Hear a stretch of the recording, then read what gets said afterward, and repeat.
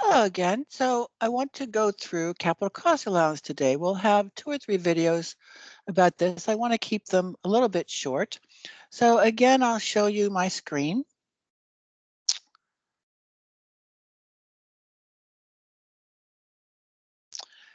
And what we want to do first, so capital cost allowance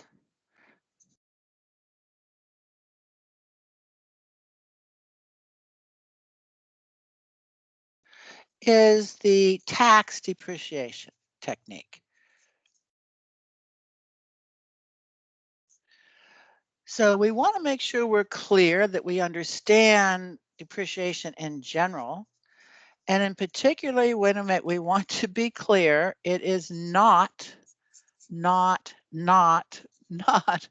a valuation process.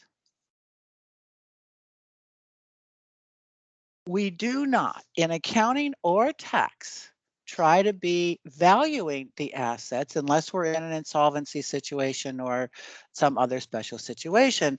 As a going concern, companies are not valuing their fixed assets.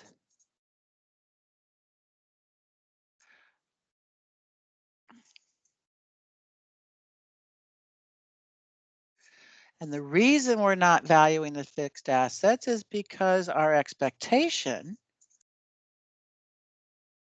is that we are using the assets, not selling them.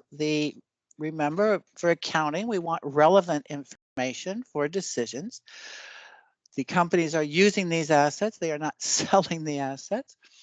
So what we want is an allocation of the cost. All right. That's the whole purpose of depreciation in terms of accounting and so forth. And in a real sense, it's the purpose of depreciation for tax. Recall that section 18(1)(b) says we cannot deduct capital items. There's no deduction available for capital items. Again, you can follow along on my slides that I've posted about CCA. This information, for the most part, is on those slides. Section 20 says we can take CCA. So now we have to follow the law very specifically. Now, we've said before that generally speaking, we don't expect to get deductions. We think deductions would not be permitted because that reduces revenue for the government. So we've said there has to be a reason. Well, the reason really we're looking at, we have to be fair here. We're going to tax the income. So we should allow a deduction for the costs incurred in generating the income. So we allow CCA. One of the costs incurred is the purchase of a fixed asset, but we're on accrual basis. So very much like accounting, we want to allocate that cost across the life of the asset. All right. So mechanically, what you're going to do always is when you're computing business income,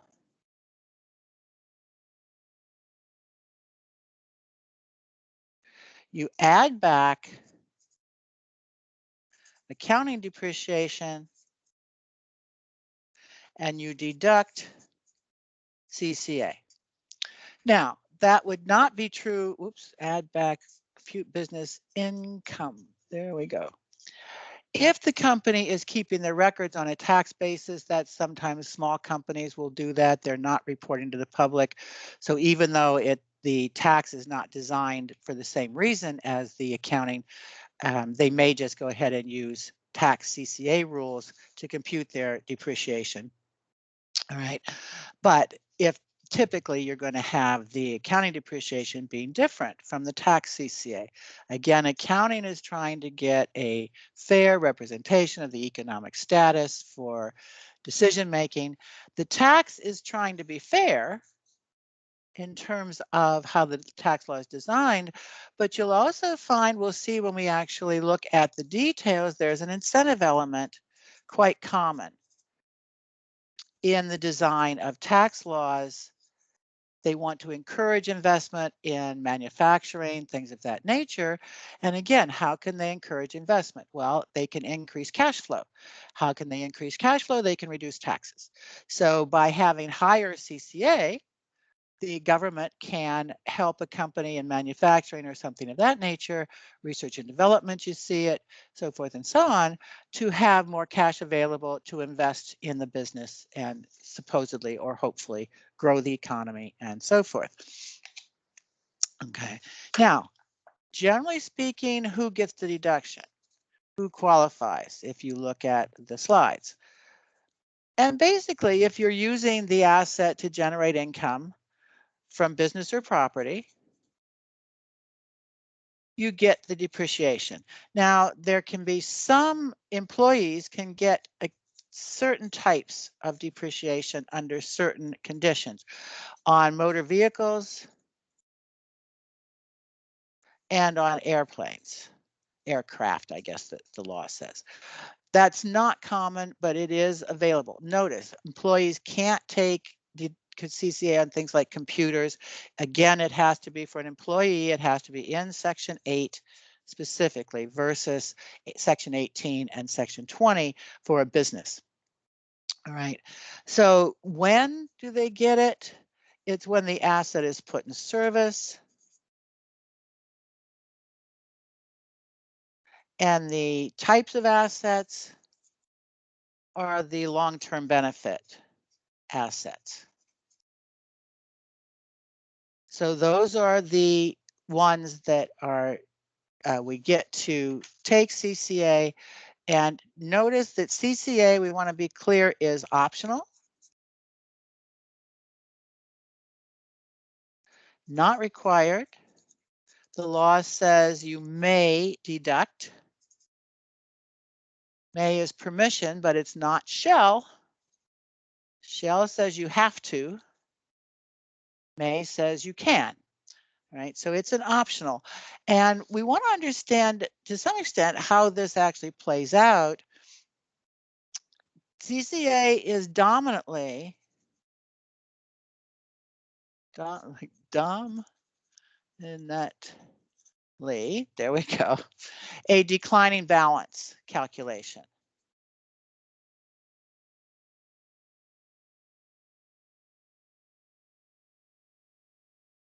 Now, what this means, if you look at a graph of CCA, okay, in the beginning, the CCA is high in the life of the asset. So you would have high CCA in the life, but declining balance. The balance is, of course, the net book value. The line goes down. All right. So that sort of thing says, okay, we get high CCA when the asset is new. And then as the asset is used, the amount of CCA goes down. And that suggests the amount of usefulness goes down, that a machine or whatever is more efficient at the beginning. But think about it. The other thing that we know is our repairs and maintenance are going to start low or zero, and they're going to be then high as the time goes on, the life of the asset. So what happens then if you look at those two is you've really got a straight line type economic function going on there, which to a considerable extent is actually representative of the economics of how all this works. So that's our process of what we're doing. The technical details we'll look at. We'll do a separate lecture on the technical details. I wanted to give you that overview, and I wanted to emphasize not evaluation. When I ask you questions about CCA, and if you look at old quizzes, old midterms, I do ask a lot of questions about that. Make sure you do not talk about value, because CCA does not represent a decline in value. It does not represent an increase in value. There's nothing about valuation here. Make sure that you're comfortable with that and clear about that.